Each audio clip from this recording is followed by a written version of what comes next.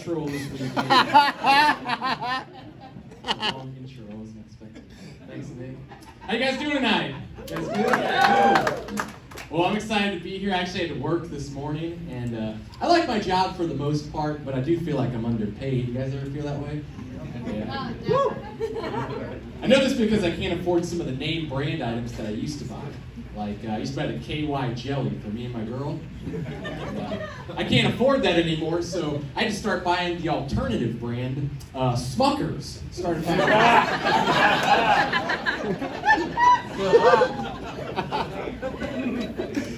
Big fan of the apricot flavor, if you want to try it.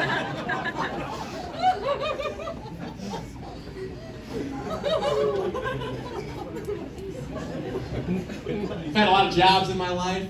First job I ever had was working at Steak and Shake, which I think the worst part about that job was wearing a uniform every night.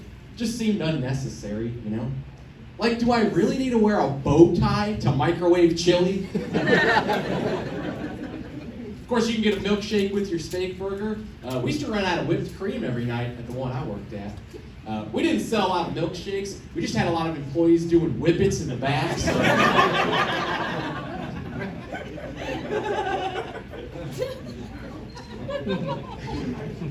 One thing I like about my job is I work in a diverse environment with different types of people. However, the other day I witnessed two men holding hands on the clock. Now, normally this wouldn't bother me, but these two men were holding hands at the urinals. That wasn't even the worst part. The worst part was I was standing at the one in between them.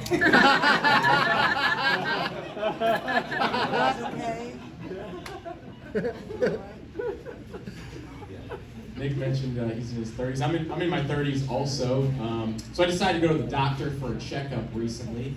Found out I'm in great health, and I have excellent reflexes. Because when the doctor hit my knee with that little mallet, I involuntarily shit my pants.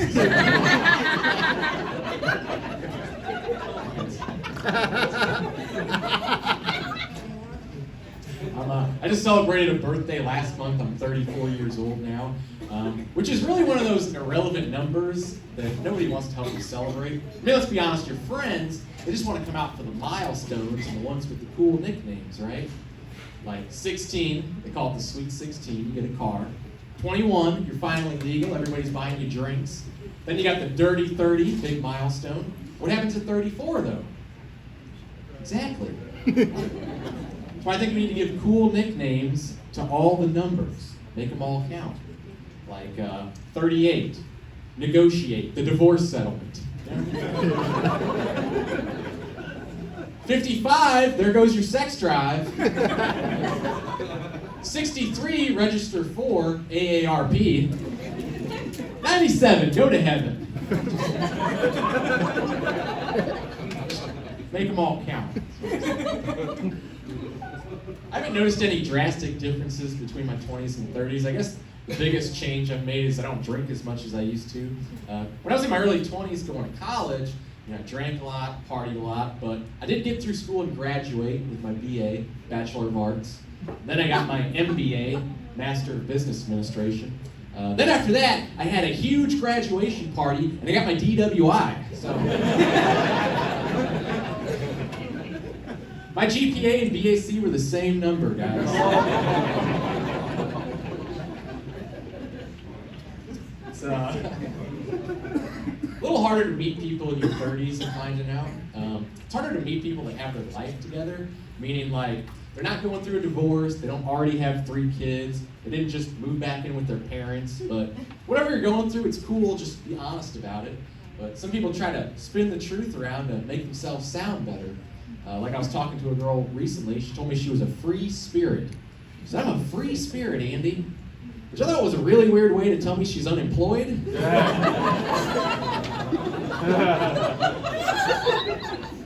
I love hiking. I'm like, damn, you don't have a car either?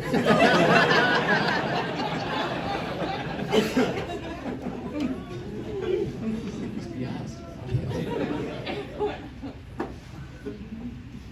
I made a lot of mistakes in my 20s when it comes to relationships.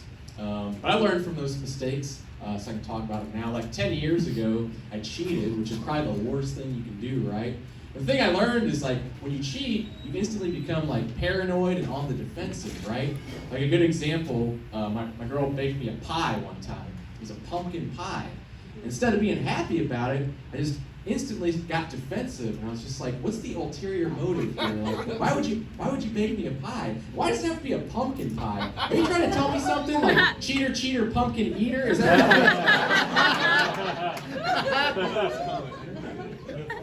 Not a cheater. If anything, I'm sugar, spice, and everything nice. All right.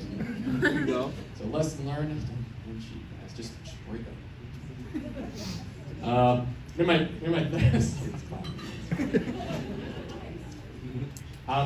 my 30s. I live on my own. I recently leased an apartment, which is cool, but that whole process is really deceiving, I found out. Because you go to the leasing office, they show you the display model. Fresh paint, new carpet, state-of-the-art appliances. I moved in my place, it was a dump, man. Like, the refrigerator was noisy, the stove was outdated, and the dishwasher was just some guy named Juan standing next to my sink.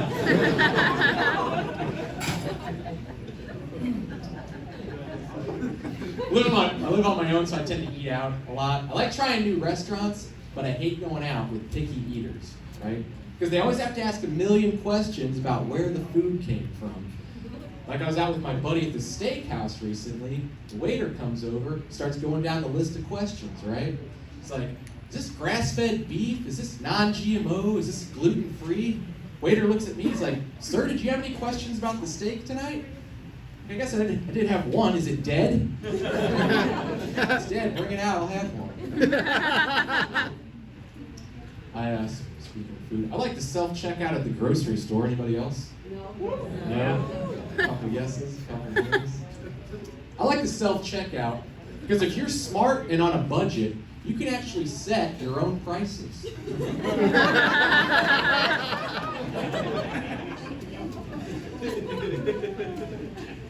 For example, bananas, cheapest produce item you can buy. It's 20 cents a pound. So back when I wasn't working during COVID, I would just ring up everything as bananas.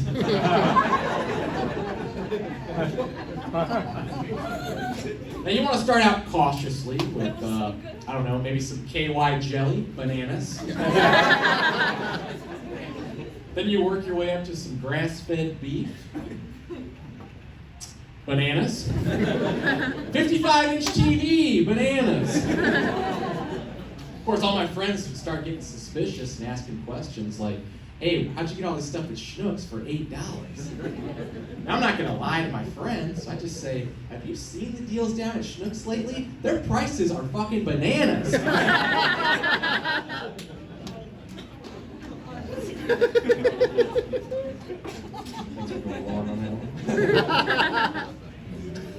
I'm 34. I still try to keep in touch with my parents the best I can. The problem is my mom always wants to chat at the worst possible moments, right? So I feel bad because I'll normally end up telling her, like, sorry, Mom, I can't talk right now. I'm at work and I am really busy. So if you wouldn't mind, please pull around to the second drive-through window. Food ready for you. My parents are pretty bad with technology, even just like texting and typing. Like earlier this year, my mom asked me what a good website would be to book a plane ticket. So I said hotwire.com. But instead of typing hotwire, she typed hotwife.com. Yeah, not the same website. They don't book plane tickets on Hotwife, but apparently they can book a hotel room very discreetly. It's my dad's new favorite website.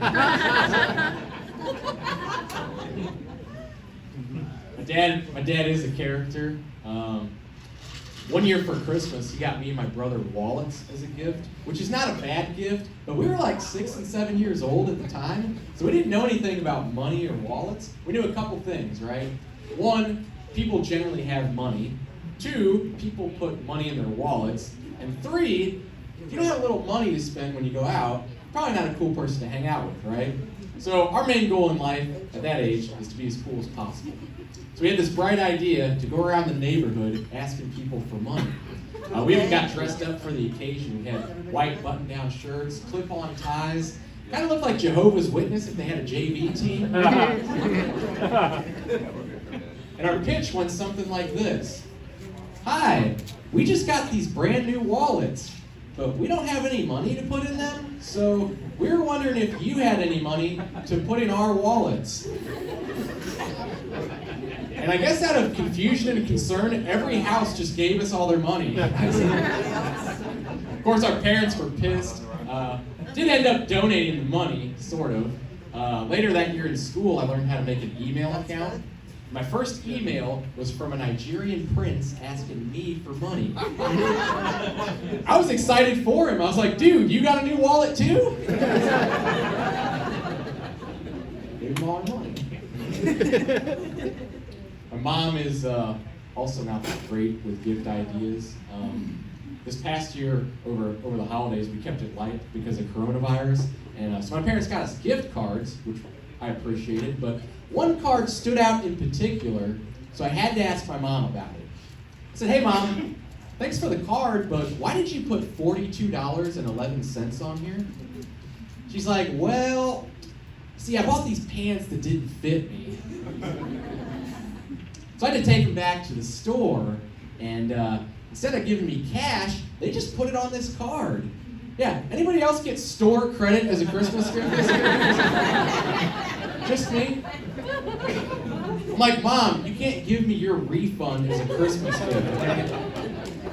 I'm pretty sure that's not what Jesus would have wanted. So between December and now, I haven't spent a dime on that card. However, my mom is celebrating her 65th birthday at the end of this month, so guess what she's getting for her birthday present this year? $42.11. I live out here right now in St. Charles. My parents live in a small town that I grew up in, and I'm always kind of reminded of the little quirks of a small town, every time I talk to them. Like recently, they had a leak in the basement. My mom said they were having problems finding a plumber. They couldn't find one. I was like, well, why don't you just hire the guy you had last time? He was pretty good. Mom's like, oh yeah, we tried. We can't get him out. I'm like, oh, what is he all booked up? She's like, no, he's the mayor now. I was like, what? He's the mayor now? Like, how do you go from small town plumber to holding the keys to the city? Like, that's some real life Super Mario Brothers shit, man. Like who's the alderman, Luigi? And I grew up in that town, so I can assure you guys that there are no women that look like Princess Peach. There's a lot of women that look like Bowser, but no princesses in the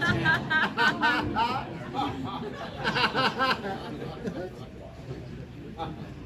Besides my parents, I have one older brother, and he just got promoted to a management position, which is great. But rather than being humble about it, I think it just made him more arrogant, Now every time I go out with him, he feels the need to critique the service and judge the staff as if he was the one in charge. In fact, we went out last weekend. I'm having a great time until my brother goes into management mode.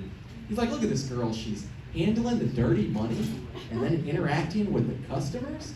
I might have to stand up and say something.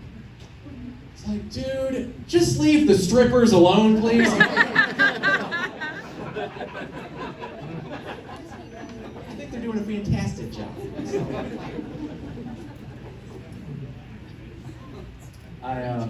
You guys might have caught this earlier. I'm currently a single guy. My last girlfriend and I met in the workplace, which complicated things. And I'll admit, we didn't connect right away. In fact, she was quick to notify me that she was not interested. Well, actually, HR notified me that she wasn't interested.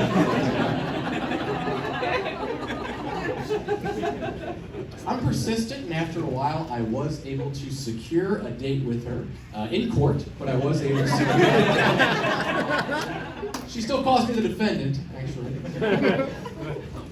Now that I'm single, I go out with my single friends naturally, but that gets really annoying after a while because my friends tend to exaggerate stories of nights on the town.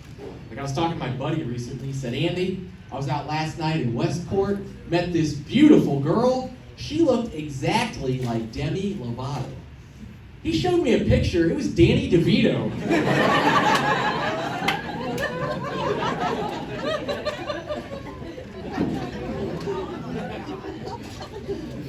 That was good. I do like going out and having a few drinks, talking to girls, but one thing I don't like is when girls ask me to buy them a drink, because I never know what to get them, right? Like I was talking to a girl one time, and it was going well, and she asked me to buy her a drink. Now I'm a gentleman, so I said, okay, what would you like? Oh, I don't care, Andy, just something fruity. So I got her water with lemon. And apparently it's not the drink she was expecting.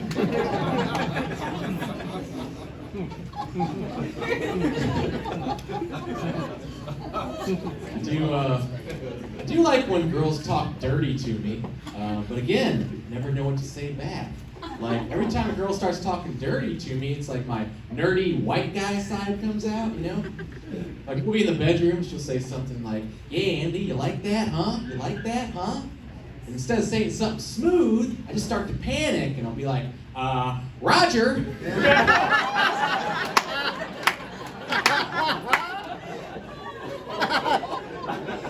Affirmative! Satisfactory!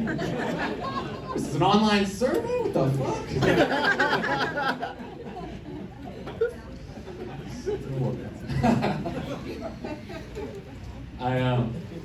Man, one thing I'm a little tired of, you guys have probably heard this term, hot girl summer, over the past couple of years. There's like a song.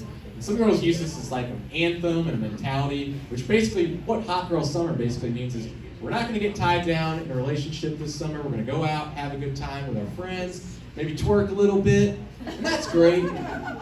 But it seems like once the calendar hits October, November, then it's like, okay, Andy, I'm ready to settle down now. I'm like, oh no. No, no, no, no. You got to have hot girl summer. Guess what? It's white boy winter now, okay?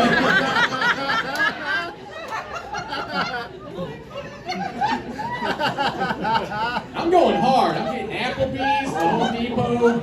I hit the Cracker Barrel, I don't know.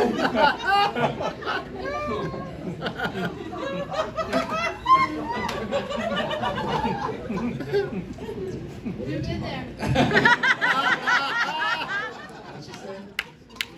Oh, you've been there. Yeah. Enough of the hot girl song. Megan the Stallion. Oh, sorry, Megan the Stallion. It's great, I'm sure. All right, I just got a few more jokes, and we'll get Martha here. I don't have anything to sell after the show, but if you guys enjoyed this, you can follow me on Instagram. It's just Andy Hamilton Comedy. So we've been talking about dating. Online dating is a disaster, right? Because you can't always tell by the pictures, right? I think if you're going to do online dating, you have to have some self-confidence, and some people lack that self-esteem. They just send close-up pictures of their face. And I gradually figured out, like, the bigger the girl is, the closer up to the picture.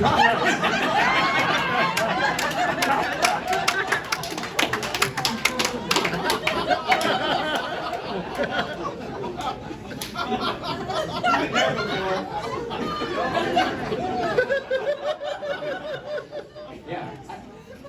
Guys, I had one girl send me a picture, it was just 2 eyeballs.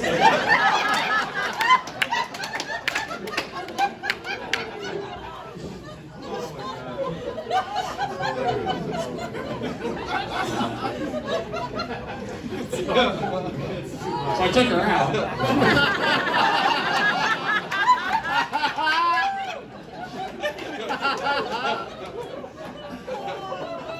Warming up now. I don't do online dating, but I did try this one app called Bumble, and if you've never heard of it, it's where the girl has to message the guy first. Sounds like a cool twist on dating until you realize girls have no idea what to say to a guy.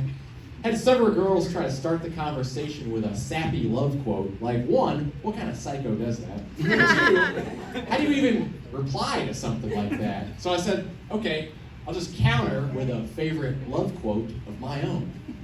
For instance, one girl said, love is the irresistible desire to be irresistibly desired. Robert Frost. That's pretty good. Let's see. Let's get it on, Marvin Gaye.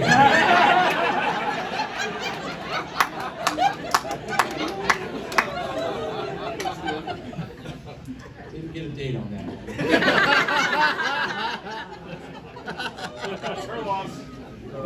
I said her loss. Marvin Gaye didn't shit. Got one more for you guys. My last girlfriend, she was great, just didn't work out. We're still friends. Her only flaw that even she will admit, horrible sense of direction. And I found out she'll follow any directions her GPS tells her to follow. Now with this in mind, I thought, if only we could have applied that same mentality to our more intimate situations, maybe things would have worked out. Like if we could have used her GPS in the bedroom, I think that would have made sex much more efficient. Like clothes are coming off, we're making out, all of a sudden that soft, familiar voice comes on. In 7 seconds, make U-turn on Route 69.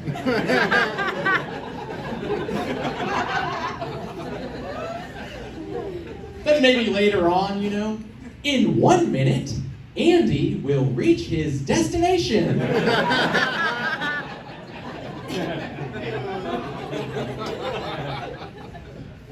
Recalculating. Andy has already reached his destination. All right, guys, that's going to be my portion of this.